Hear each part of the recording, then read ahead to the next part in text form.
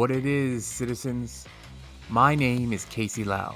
Welcome to another episode of The Hyper Room. This time, inside the Hyper Room, I welcome legendary writer Mike Baron.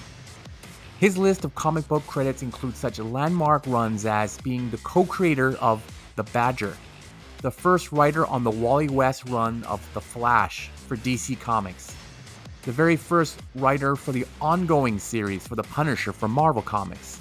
With Kelly Jones, he unleashed the Dead Man series, Exorcism, and Love After Death. But of course, he's most famous for co-creating with Steve the Dude Rude in 1981, the series that they are both most well known for, the award-winning series Nexus. One of the longest running and greatest independent comics of all time. Set 500 years into the future, the story of Horatio Hellpop, a man who's haunted by nightmares to seek out and kill mass murderers. In 2021, Nexus will be celebrating its 40th anniversary, and I'm so fortunate to be able to sit down with Mike to talk about his career in comics and his writing and creative process on the eve of the beginning of his Kickstarter campaign for his very first Nexus novel. So join me and Mike Baron inside the Hyper Room. The Hyper Room. We're very excited to have Mike Baron in the Hyper Room today. Hey, Mike, how are you doing? Good. Where are you right now? Fort Collins, Colorado. All right, so we're going to do a little bit of a walk down memory lane, kind of start off and talk a lot about Nexus and then where Nexus is going to be in a few weeks from now. Exciting news that you're going to share with us. I've been a big fan of yours for years and years. And so these are going to be a lot of questions I've always had about it on the creation. You know, as a creator myself, I'm always interested in like the evolution of Nexus throughout the years. You know, it's one of the longest running independent comic characters of all time. And I would actually say probably top 5 characters ever created. Maybe not given that kind of notoriety in the world, but it's definitely, when you think about the character and the world that you guys built, it's just an amazing, amazing thing. So I want you to try to remember, if you can, go back to Madison, Wisconsin, where you started. And just before you met the Capital City guys, what were you doing? And what's your relationship with comics at this point? Well, I was working at an insurance company when I got a phone call from a friend at a newspaper, and he said, "There's a guy down here trying to sell us his art, and he draws just like you," which is a big joke, because I was trying to draw at the time. So I met the dude, and I saw his stuff, and we decided to team up. And the first thing we did was a 4-part story about a hapless schmuck going door to door in a dystopian future trying to sell encyclopedias. And we took it, we were at the right place at the right time because Capital City Distribution was in town and they decided to go into publishing. So we showed them that material and Milton, who was the head of the company, said, "We give us a costume superhero." So I went back to the drawing board and I conceived Nexus with a number of points that I wanted a dramatic character. And what could be more dramatic than if every time he entered the room, somebody died? And then I had to cook up the whole rationale for that. And I wanted it to be fresh. So I made him a reluctant executioner of mass murderers. And I wrote the first 12 pages all by myself. I drew them out in those days. I would write by drawing each page out. And that included the costume, too. And then I took it to the dude.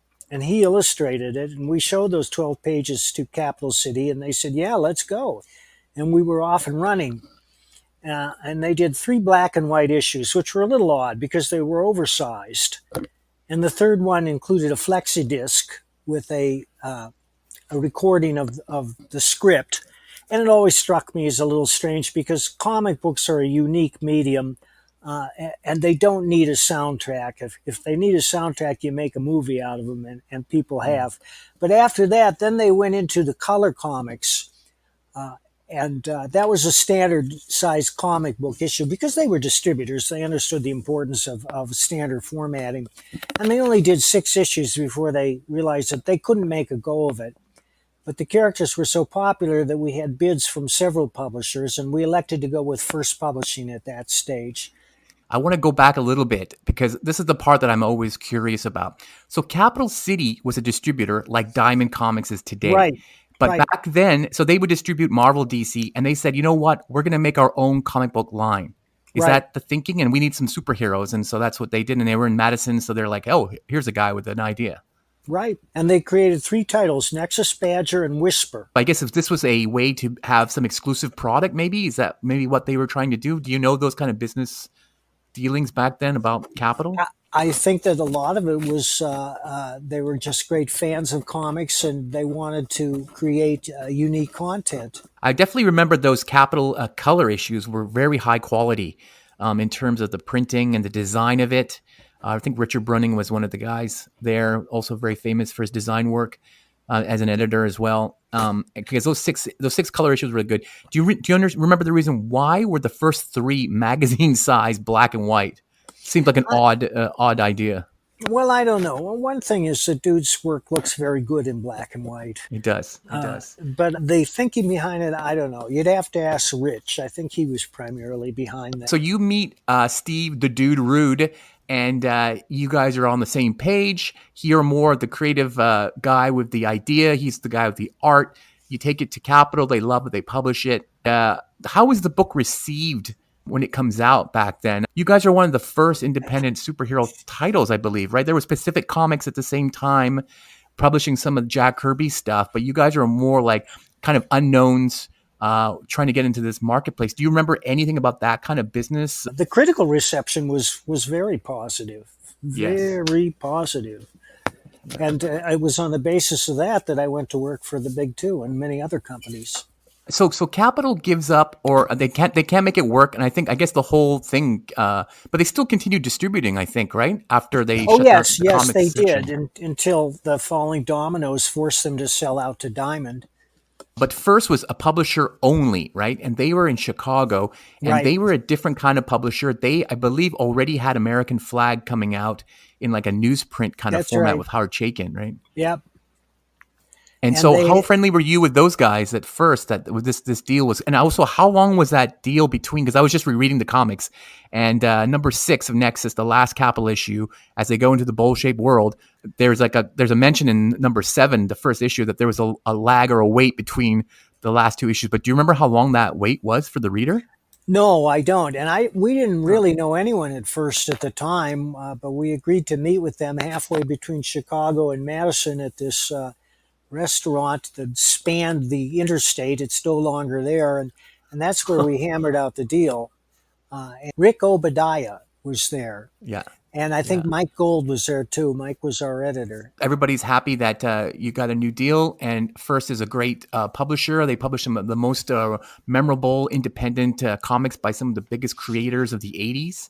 And you guys ran it with First for, I think it was 80 issues, right? That's at least Nexus went on for 80 issues. I think Steve left after 50. Is that right? But he didn't leave. He took on other commitments, and we had a whole bunch of fill-in issues, but he always returned to it. And then the rights, I think that Dark Horse purchased the rights, and Mike Richardson returned the rights to Steve Rude and me in an act that's been unprecedented in the world of comics before or since. So that means First had the rights from you guys for Nexus. Right. I guess when First went out of business, then Mike Richardson, Dark Horse, picks up the rights for Nexus. So you guys can continue publishing it there, and then he returns the rights to you completely. So now you and Steve Rude own Nexus again 100%. That's true. Unfortunately, First Comics still owns Badger. Oh, interesting. So how do you publish new material with the Badger? Well, they put out a couple series. They put out a series several years ago, and it didn't exactly set the world on fire. And, they're not making any money on it. The only reason First publishes comics is to parlay them into film treatments. Now, there's very little interest in the Badger, although we get a query now and then. And I have permission from the publisher to do a Badger novel, which is written, but I have to go through it. And I also have permission to do a Badger series with another publisher as long as I pass the scripts by them first. And that's something I'm talking about with another publisher. That's good. So at least it's kind of fluid and allows you to still work with the character that you created. Yeah. Since we're talking about Badger, let's go back then. So Nexus is a big success at the beginning, and then I guess almost immediately they say, "Mike, do you have another idea?" And you're like, Well, "I yeah. do." Yeah. Well, I was It's a working with Jeff. crazy. I was working with Jeff Butler, and I said, Jeff, what do you want to draw? He says, I want to draw druids. So I wrote this 12-page story about Ham the Weather Wizard. And we took that in and showed it to him, and Milt said, no, we don't want no weather wizard. Give us a costume superhero. Yeah. So I thought to myself, why would anybody put on a costume and fight crime? They'd have to be crazy. Well, light went off over my head, and that was part of the origin of the Badger. But we were so in love with Jeff's 12 pages of druids that we just tacked that on to the front of the story, and then the Ham wakes up 1,600 years later in Wisconsin in a mental asylum with the Badger, and that's how Ham the Weather Wizard entered the Badger comic. In fact, he came first. That's amazing. And then the Badger continued on with the same trajectory, right? So as soon as Capital finishes, both of these series go to first. And as you mentioned, Whisper, which is the third Capital book, everybody goes to first and lives a long publishing cycle there until First goes out of business I think in the late 80s, right? That's like a decade of publishing on that belt. I'll go back on Nexus a little bit. I understand Steve is not the fastest guy around, so you had a few fill-in issues, but you had to publish it monthly, I guess, because back then monthly comics, that was the business model, right? Yeah, we had all sorts of fill-in artists. Rick Veitch did an issue, Jose Luis Garcia Lopez. Of course, Paul Smith did the most fill-in issues. Paul Smith drew a whole bunch of issues of that, which is, I guess, the closest to kind of Steve's like more open style. So that was a good match for the series. Now, tell me a little bit about the development of the character. Like, so you came up with the whole thing at the beginning. I think the execution or concept was great. Was the Merk always part of the story at the beginning, or did you kind of one day go, this is the idea? Well, he was always in the back of my mind because there had to be an instigating force behind Nexus, since he wouldn't go out and do that by himself. Somebody had to be sending him the dreams. So I cooked up this insane alien. Who else would do it? An insane alien who kind of shoehorns himself into Nexus's life and says, I have chosen you to be the conscience of your race. You will go out and execute these mass murderers, and you'll do it, because if you don't, the dreams will destroy you. How much of the visual design of Nexus is from you or from Steve? Like the tank? Yeah, like it was half the ship? and half. The tank was my idea. The ship is totally his. It was my idea for Nexus to wear a ruby visor and have a lightning bolt down his chest, but then, of course, Dude brought it to life. And Dude would draw all these intriguing characters in the background that I would bring forward and make major characters like Tyrone and Giz. Those were just background characters until he drew them. I mean, well, they were characters when he drew them, and then I decided to give them speaking parts, and they just became more and more important. And so the Nexus universe kind of grew organically from issue to issue. So how much do you plan ahead when you were writing in those early days? Well, those days I would just sit down with a blank page in front of me, and I would draw a page, and I'd divide it up into panels, and I'd say, how can I begin this with a bang? How can I do this so that I will grab the reader by the throat? And having once conceived that scene, then I was forced to think about what would happen next, which is the essential question in all fiction: what happens next? And kind of like proceeding like an inchworm from panel to panel and making it up as I went along. But I had a pretty good sense of dramatic structure and dynamics, and that kept me centered on the story. These days, I'm much more scientific about it. I work up a detailed outline before I write a script, but I always leave room to surprise myself, because one of my theories is that a writer can't really surprise readers unless he surprises himself. I feel like when you're collaborating with somebody else, like in a comic book, there is a lot, and I'm sure like over 40 years working with the dude, you kind of say, no, I'm going to write this scene this way, and I know that he'll probably do something here, so I can leave it open because I know he'll want to come up with that.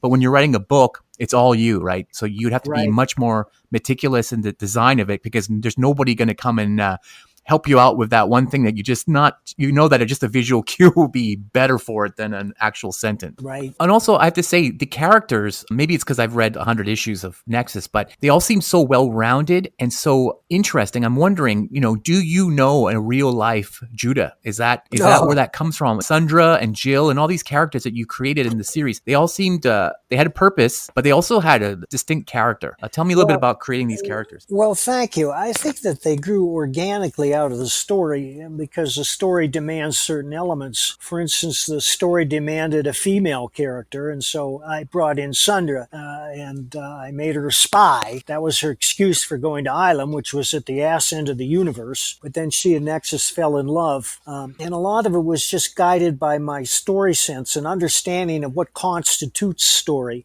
And a story is many things. It can be plot. It's based largely on character and personality. There are certain rules that you have to have a character with whom the audience can identify and root for.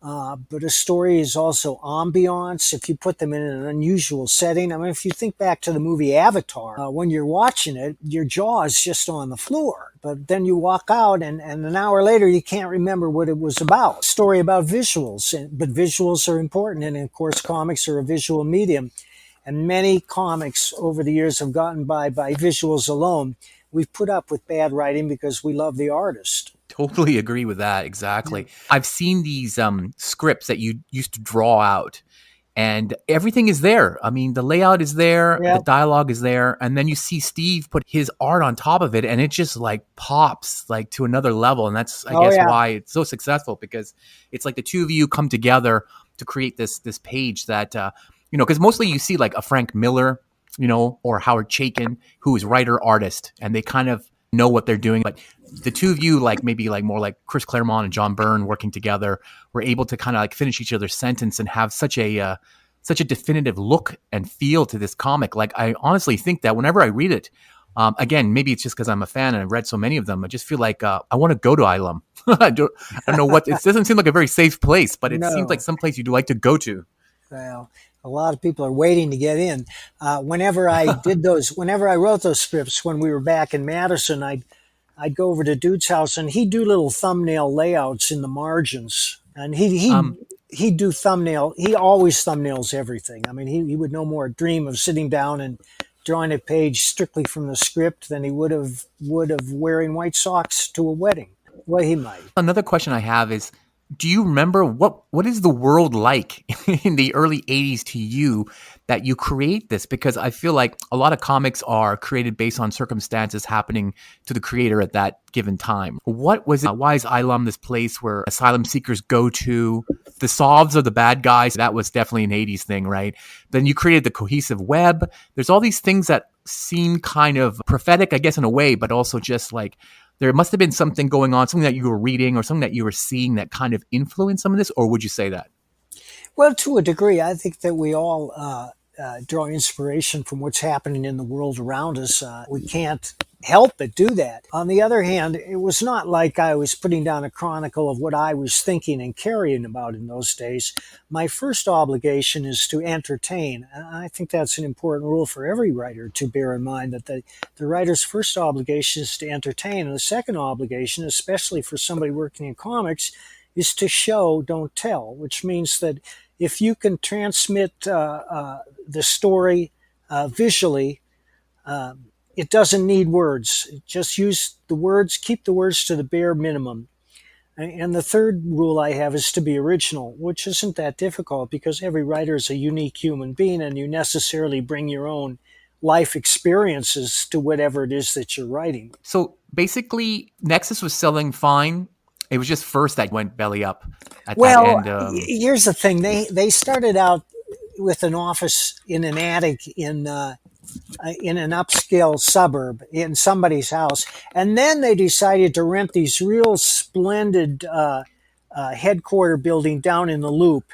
And I think what happened was that their overhead got too expensive. There were other factors at play, which I can't really go into now. Okay. That it's just not for the public to know. But it was a lot. There was more going out than coming in, and that's why I first had to give it up. They kind of like missed that next bump, right? As soon as they closed down, that's when Image and all these multi-universes took off in the early 90s. So back to the 80s. So Nexus and Badger, critically acclaimed. You're doing a great job there. I believe what happened is Mike Gold, the editor, you went to DC because it seemed like you did a lot of work at DC. Yes, he asked me to write The Flash. Another fantastic series that I loved a lot when I was growing up as a little kid. I always remember the Barry Allen Flash series just before the Crisis on Infinite Earths. And it was drawn like an 80s book that was drawn in the 70s. So it seemed like it was really out of touch with the buying public. No offense to Carmine Infantino, who's like the legend, right? He was still drawing it, but that was definitely a style of a different time. And so it kind of made sense that they decided to reboot the character with the Crisis. And then they want a fresh take on him. I also just found out that there was an actual female Flash character that Marv Wolfman had created just before you went on, but I scrapped it and said, okay, we're going to go with Wally, and we need somebody who's upbeat, fresh take on it, and they find Mike Baron. Tell me a little bit about how you got involved with the Flash and kind of your perspective on the character. Well, I knew about the Flash, of course, and when I was asked to do the character, I thought about him, and I applied the laws of physics and energy. And I realized here was a guy that was burning off hundreds of thousands of calories every day. And that gave me the idea that he had to eat all the time and he would never get fat because he would burn that stuff off. So that was my first insight, was that Flash had to feed the beast in order to perform the way he did. And the second was that he was a young man and a bit of a cad. And so I made him somebody that was a little casual and didn't think about relationships too heavily. And some people liked it and some people didn't. But that was the character. But it made for a compelling story. Yeah, definitely. They're still mining those ideas that you came up with in those first 14 issues, even today on the TV show that is super popular. What was it like when you saw that original TV show in the 90s where they took almost everything from your thing, but applied it to Barry Allen instead? Right. Well, I never watched the show, but everybody and their brother wrote me and told me they're using your stories, they're using your stuff. So I got on DC's case and I said, hey, you're using my stories, you're using my stuff. When are you going to pay me? It went on for years, and then they finally threw me a few. Nice. I always wonder about that because it seems like Rob Liefeld really takes a lot of participation in Deadpool, no matter where it goes now, even though he created it probably in a time when they didn't have this either. So that's good to hear, because The Flash, I think, was a very, it really did set the 80s post-crisis stuff up a lot. And I think that your take on it was super inventive. Remember reading that you said you didn't have any more ideas and that's why you left? Yes, the series. That would never happen today. I didn't know what I was doing or how to manage a career. But it was foolish of me to give it up. I wish I hadn't, but I did. Oh, that's interesting. Well, I've changed a lot, and that wouldn't happen today. I don't run out of ideas anymore because I understand that my job as a storyteller is to constantly produce fresh ideas, and I know how to do that now. Were you maybe working too much at that time? You had a lot of books going on at the same time. Well, to tell you the truth, Casey, there are a number of titles I wish I could withdraw from circulation because I don't think I gave them my best effort. Flash wasn't one of them.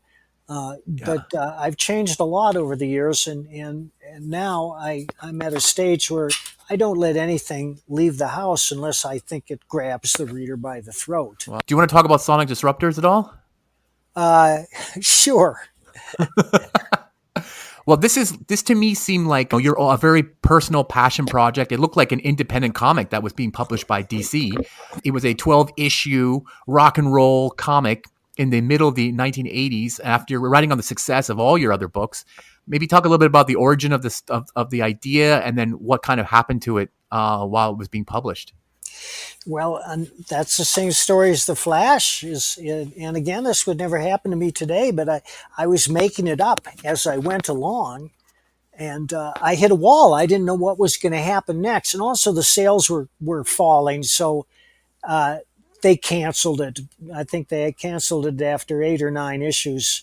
And since then, I've resurrected the idea in several formats, none of which have seen print, but I didn't like to leave the reader hanging. So I've tried to finish that story. And one of them is in a series I created called Ethel, which Lee Oakes was drawing. And I'll send you some of the art for that. And great. Ethel was about a post-apocalyptic world, and we're all tired of that, But since it's in view now, I don't mind saying it. Where all gasoline engine cars were outlawed, and that the only vehicles that were permitted were mass transit, or the special electric vehicles that were driven by our overlords and sneering elites, who set the rules for the rest of us that they don't follow themselves. And Ethel was the name of a car that ran on gasoline, and it was an outlaw car, and it was about the two owners, a man and a woman, who were constantly on the run from the authorities for having this illegal car. And at the same time, they were part of an underground that was trying to overthrow this dictatorship that had taken over the United States. And one of the things that bound all the rebels together was Shake, Rattle, and Roll, the DJ from Sonic Disruptors, who's still in orbit up there during Ethel, giving instructions to the resistance. That's what we call the Baron verse, right? It would be all your ideas rolling around outside like that. Be great to see them all connected one day. So from DC, you're over now to Marvel, and you're being asked to write probably one of their most exciting characters of the time, the Punisher. I loved your run on the Punisher too. I thought it was, for me, being a fan of like the science fiction-y and science-based heroes that you've been writing. Now you're going to do this grim and gritty kind of comic. Talk a little bit about how you got the job and kind of like your vision of Frank Castle and all the work that you did there. Well, Carl Potts called me up and said, "You want to write the Punisher? I like your Badger." And I said, "I would love to write the Punisher." And Punisher is one character I would never run out of ideas with, but I'll tell you what happened to that in a minute. But when I approached the Punisher, initially, I viewed him as a straight crime comic. And that freed me from all the rigmarole of the Marvel Universe and the Warlocks and the Spider-Man and all that stuff. There was none of that in there. It was just the Punisher against the bad guys. And that went on for like 3 years. But then Carl got kicked upstairs and they gave me a new editor. I can't remember his name. It was Don something. And Don was a gimmick guy. He wanted to bring in superheroes and the X-Men, and also some of his gimmicks were smart. Like he had a cover that was the plain brown wrapper cover. I don't know if you remember that. He commissioned a whole bunch of covers from Mike Golden, and he gave me the covers and said, "We need a story to go with this cover." And really? Yeah. But that wasn't a problem because Mike's covers, I love Mike Golden's art. And that went along fine, but the gimmicks got crazier and crazier, and finally it was Dawn's idea to turn the Punisher into a black man.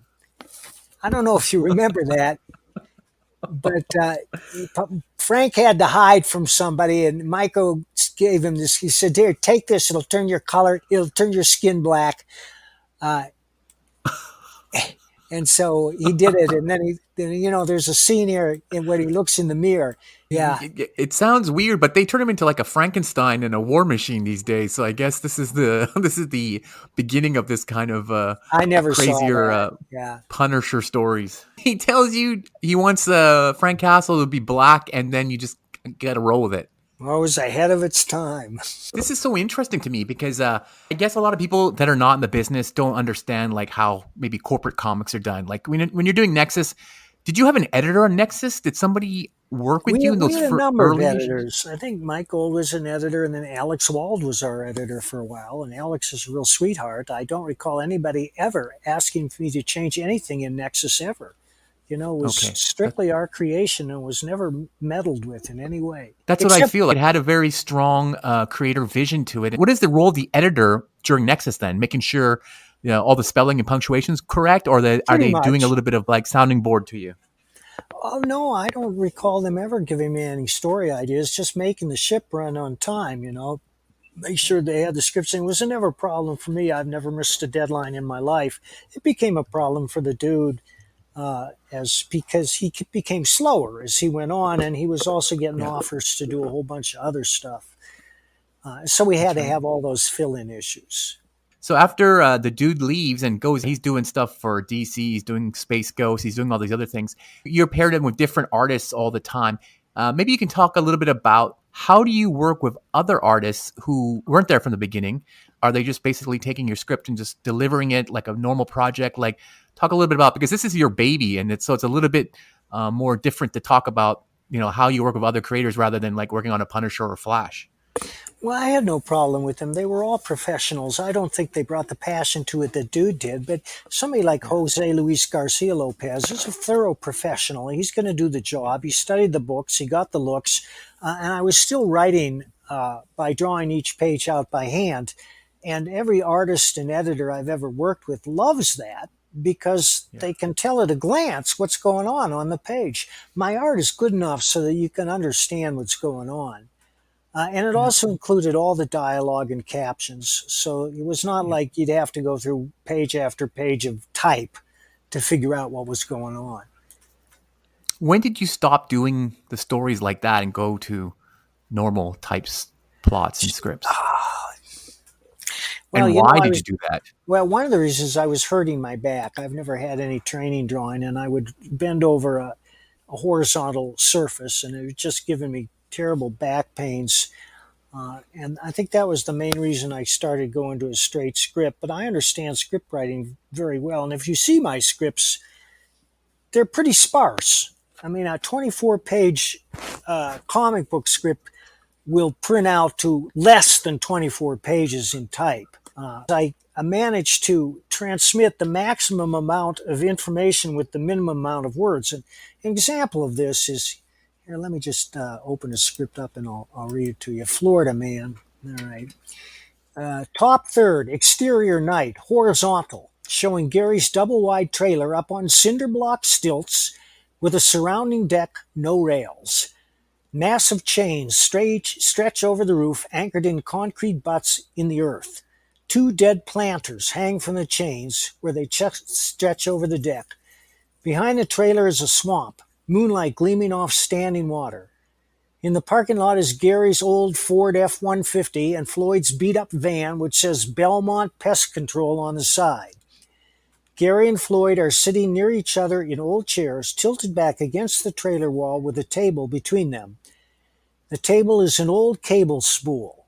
Glasses, a bottle of Shine, overflowing ashtray on the table. Off to one side is a big plastic bin holding Gary's tools. He's a roofer.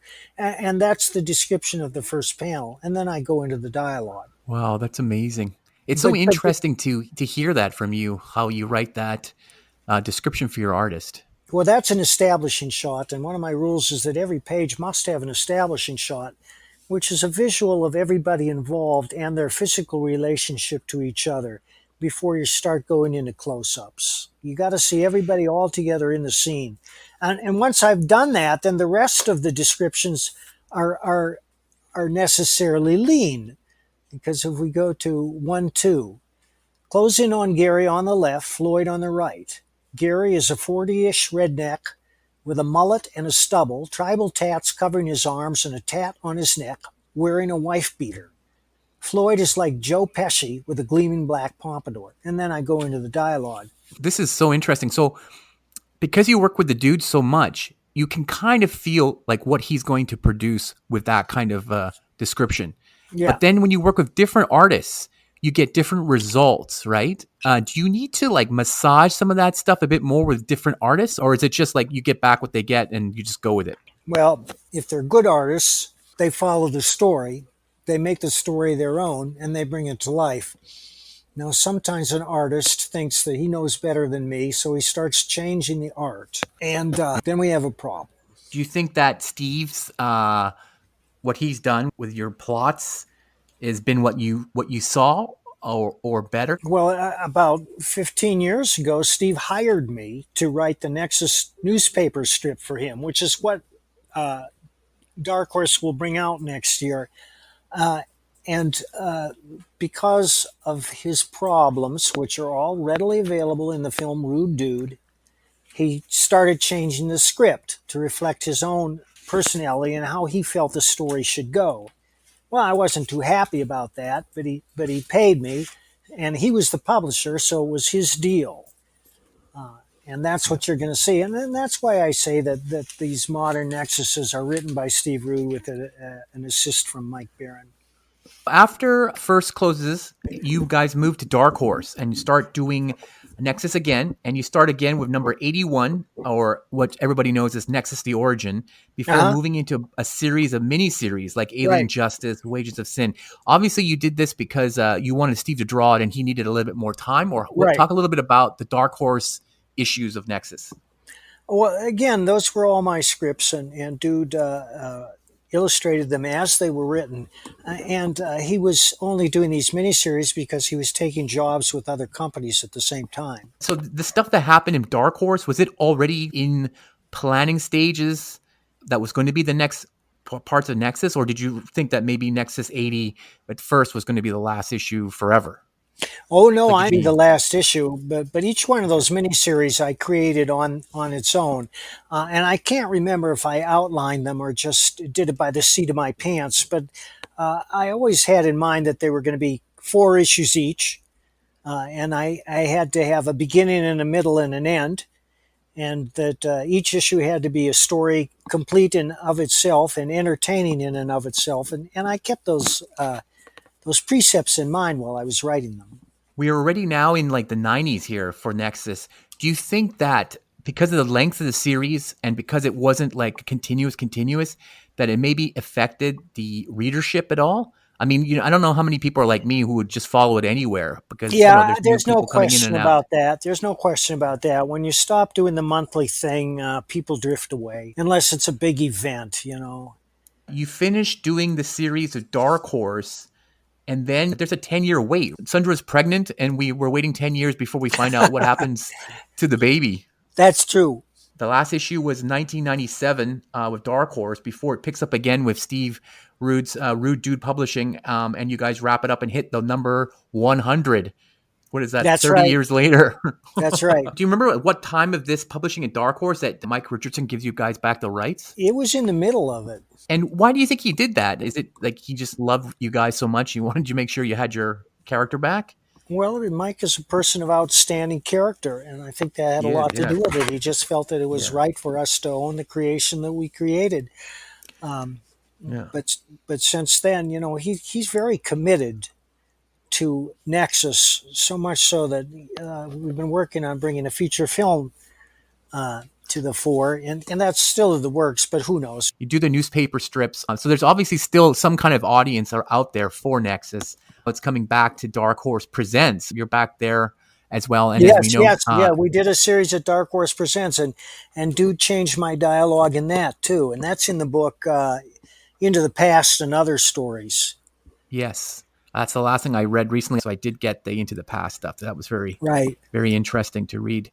So are you at this stage now that you're telling me like Steve is kind of rewriting some of your stuff?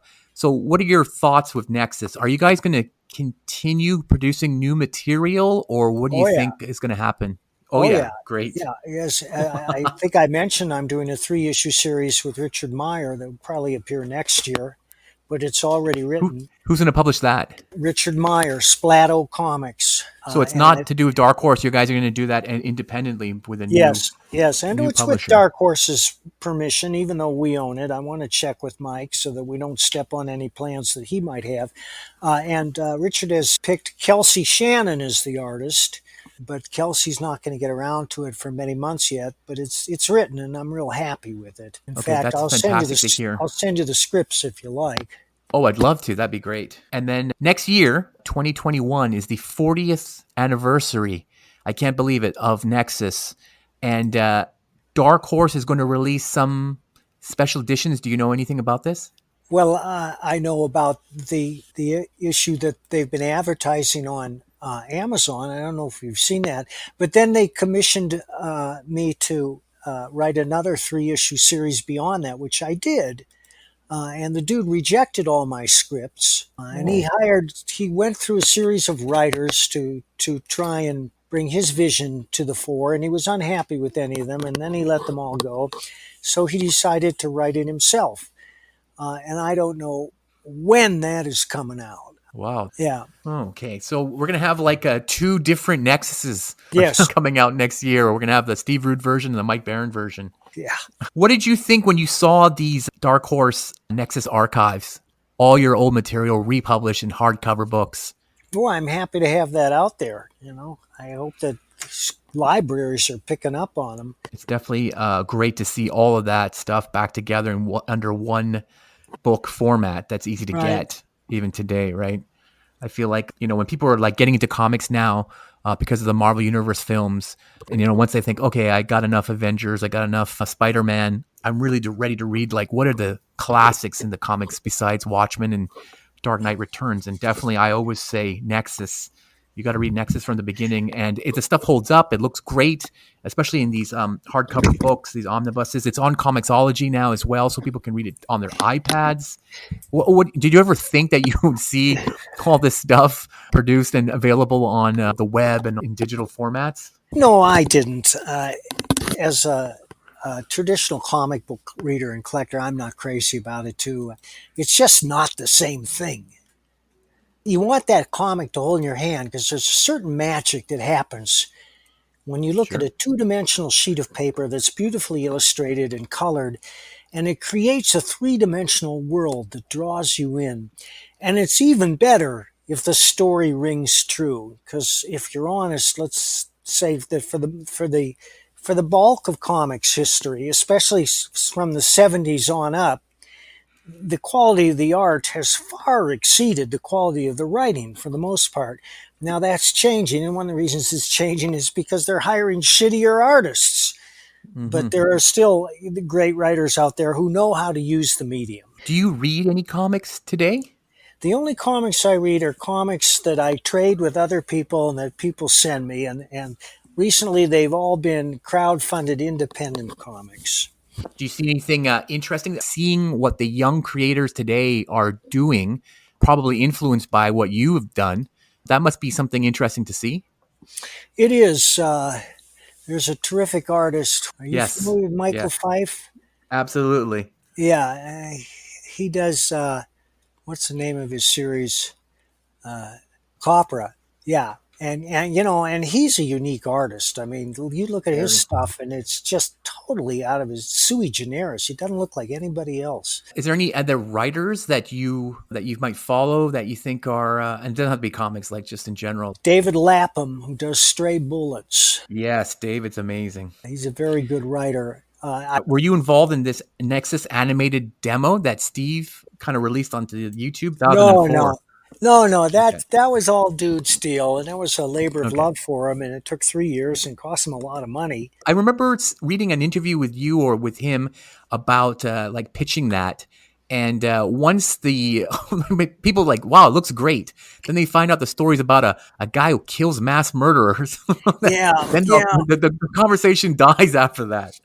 yeah. That was problematic because dude loves that old Hanna Barbera style, Johnny Quest and the Alex Toth type stuff, and Yeah. that's what he went for, and I think he pulled it off. But it's a wordless sequence, Yeah. so it doesn't really indicate the depth of the story or the complexity of Exactly. the story. So Mike Richardson's helping you to maybe place this as a Hollywood project, perhaps a film. I would love to see it as a Netflix show or something where it was more episodic, because again, I doubt a 2 hour movie could ever really give you the whole story. Maybe talk a little bit about that. Is there anybody you'd ever want to be cast as a Horatio that you maybe saw in your mind, or maybe saw a movie or TV and go, that guy would be great on Nexus? Well, geez, I'm not up for casting these guys because I tell you, there's no lack of acting talent out there. And if you had a casting call for Nexus, 100 guys would show up, and 100 of them would be able to do it too.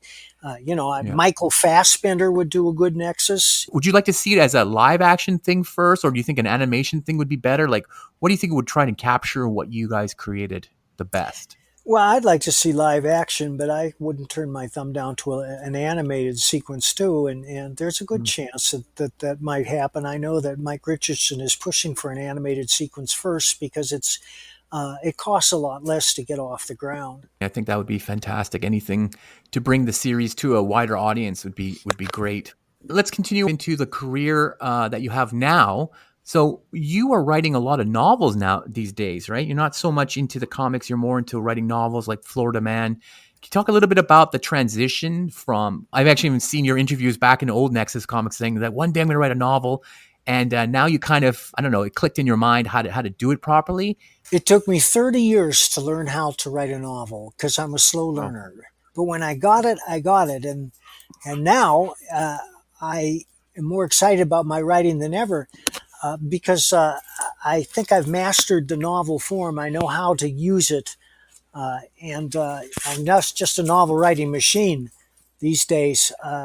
And most of my novels are published by Wolfpack Publishing. I created a character named Josh Pratt, who was a reformed motorcycle hoodlum who went to prison and found God and came out and decided to turn his life around. And this is a tarnished anti-hero in the mode of John D. McDonald's Travis McGee or Jack Reacher or Philip Marlowe. It's my take on that type of character. What makes him unique is, of course, my life view, which I bring to it, and also the fact that he's a reformed motorcycle hoodlum and who loves bikes, and there's a lot about biking in there, and there's quite a bit about cycle gangs, but the cycle gang stories probably only consist of about 20% of the stories. Because Josh is one of those guys that you go to when you have no other recourse, when you've run out of all other options. Josh can get it done. And the reason people go to him is because he's a very honest and moral man, even though he stands outside the law. And he will do what has to be done on behalf of his clients to save them, to help them. what do you think clicked after 30 years of trying to do it? Is it the lessons you learned in those 30 years doing comics, or do you think it was something else? Well, there was Okay. a period there where I couldn't write for like 10 years because I was dealing with all this other stuff, and I took any odd job I could get, which was included being a janitor and unloading automobile bumpers.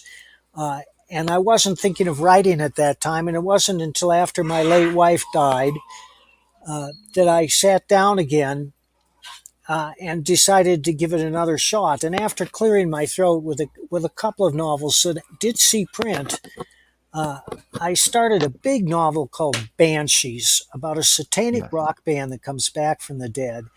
And I was writing that thing. I was halfway through it, and I realized, holy shit, I got it. I got it. I Oh, know what I'm doing. I'm excited about what I'm writing, and that was the turning point for me. And in fact, that's the biggest novel I've ever written. It was over 100,000 words.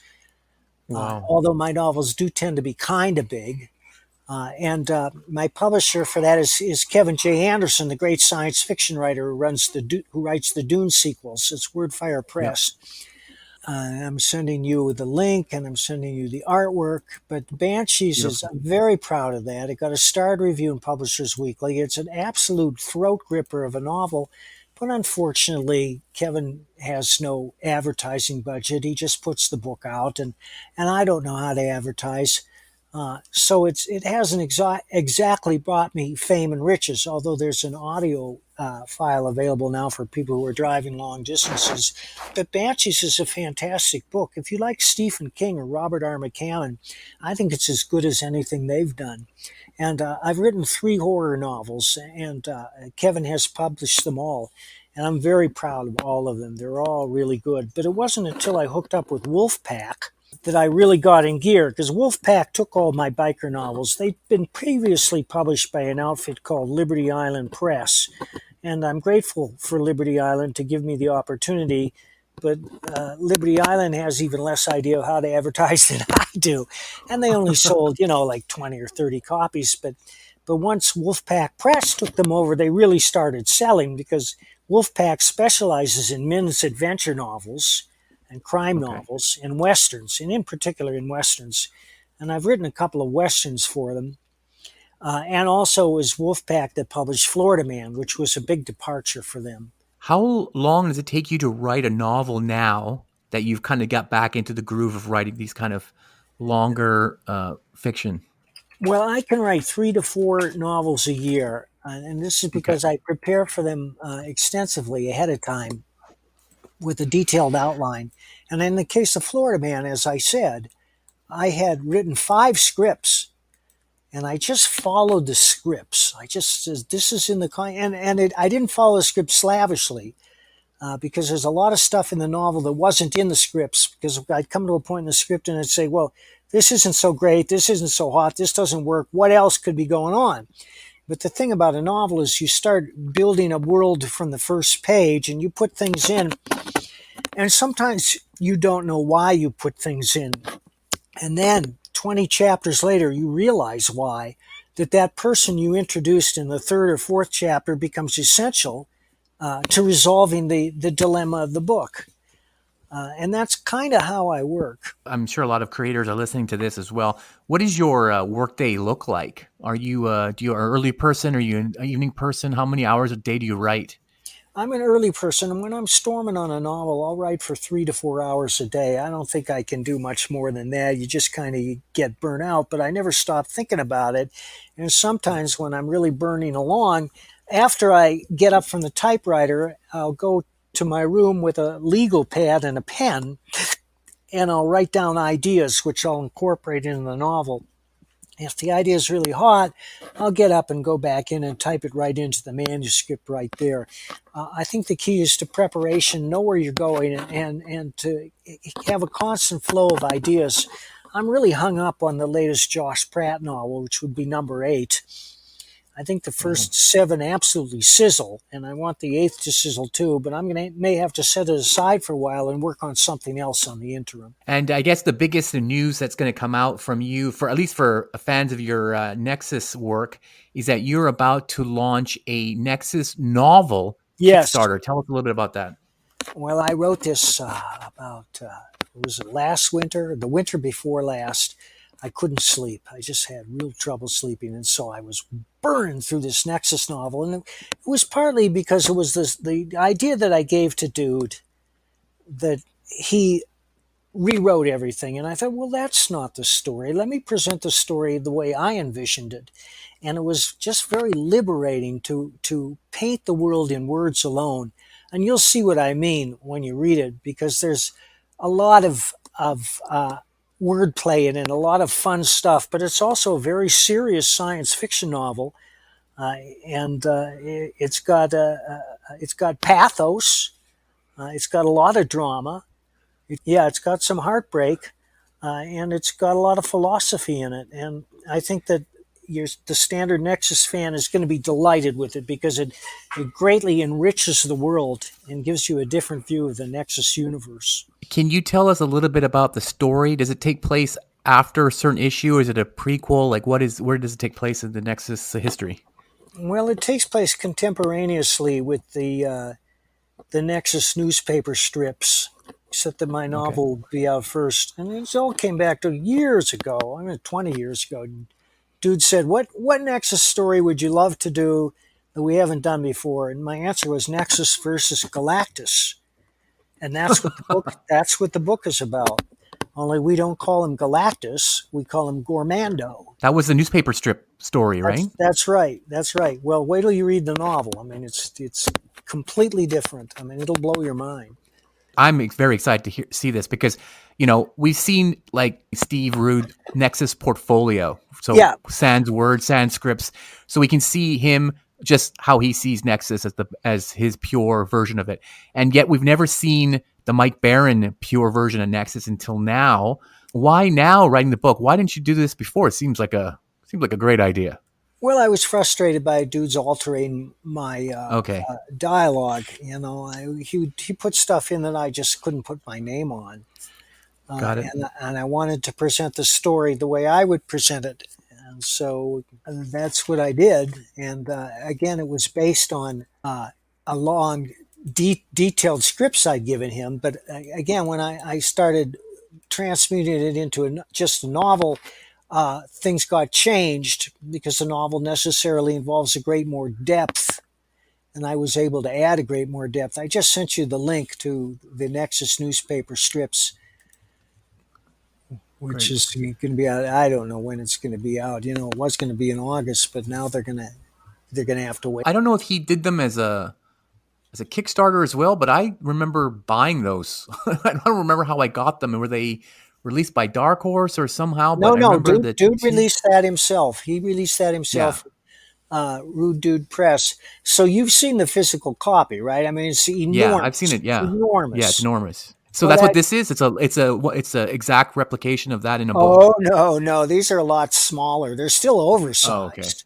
They're still okay. oversized, but the size he did them was impossible to ship. It was impossible to rack in a comic shop. No comic shop's going to devote that much space to, because it's literally the size of a full page newspaper spread out. I had that Wednesday's comics thing that DC put out a few years ago. That thing is a monster. It's like warped because it doesn't fit in any bookshelf. It was a good idea, but I guess it was the same idea, right? Those were like Wednesday's comics from DC were like newspaper strips of all their. It says here it'll be if I order a Kindle, it'll be delivered June 1st, 2021. Really.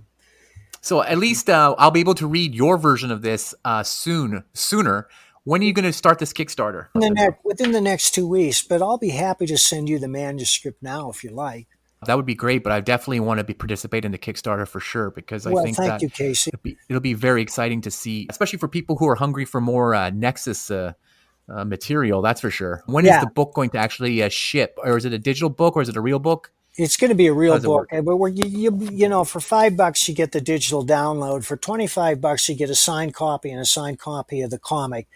And of Great. course, we're going to run the Kickstarter first. And as soon as the Kickstarter is over, we're going to put it up on Amazon. Anybody would be able to order it from Amazon at the price we said, and it's not going to be. It's probably going to be a little less than $25 because it won't be a signed copy.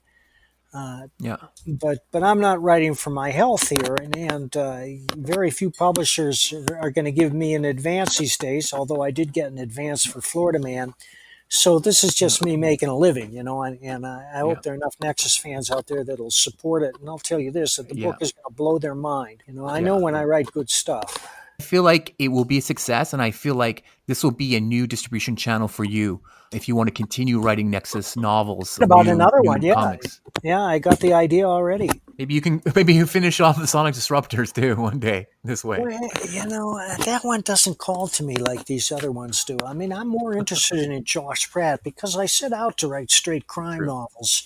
And the reason I'm writing today is because of John D. MacDonald. Do you know who John D. MacDonald was? I do not know. Okay, he I'm was going a to great research him. American pulp writer. You've seen the movie Cape Fear, right? Yes. Yeah, he wrote that. But he also had a series character named Travis McGee. And Travis was a beach bum with no visible means of support. And he was one of those guys that when you ran out of all other options and somebody did you wrong, you'd go to Travis and he'd say, I will recover what you lost for half. And that was his deal. But it being a big soft hearted guy, he's always ended Sure. up helping widows and orphans and stuff.